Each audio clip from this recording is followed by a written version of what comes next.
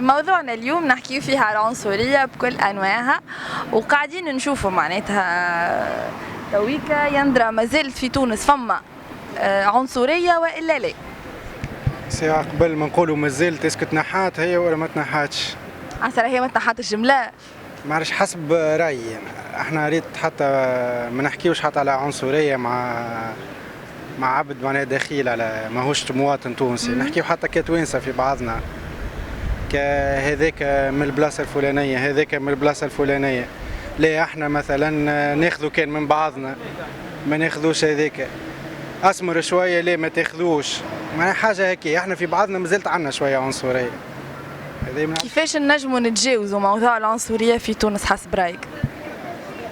مش كيفاش نجموا نتجاوزوا، معناها موضوع نجموا اي عبد ينحيه الحكايه هذه، كان جوست هي فكر في مخ وكهو معناتها لازم حسب كلامك انت التونسي لازم يتطور من فكره باش نجموا نقدموا معناتها. بيان سور اخي، لازمنا نتعلموا عنا ثقافه نقبلوا الاخر، معناها نقبلوا العبد اللي قدامنا ولا نقبلوا الانسان من قدامنا.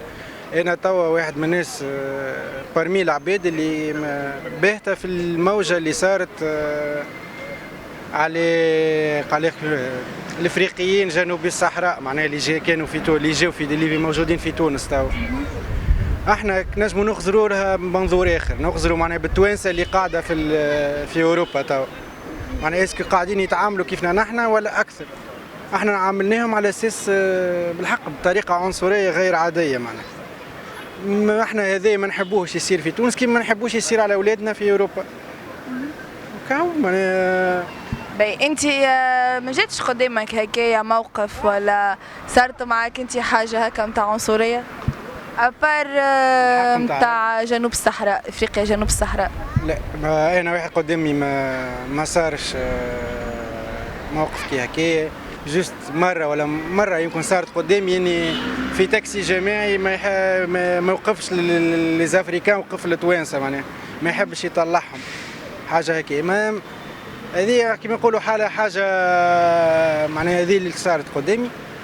اما ريالمون ما صارش حتى شيء قدامي، جوست انك تسمع وتشوف وعبد يحكي لك وفلان يحكي لك وفلان يحكي لك. فهمتك. شنيا تحب تقول هكايا وتوصل كلمه هكا ولا نصيحه للتوانسه؟ والله ايش باش نقول لك، نصيحه جوست نتعلموا نقبلوا بعضنا وكاو. هذيك هي اكثر نصيحه معناها تنجم تكون، معناها نقبلوا بعضنا تو احنا وقتها نتطوروا، معناها كاو. شكرا.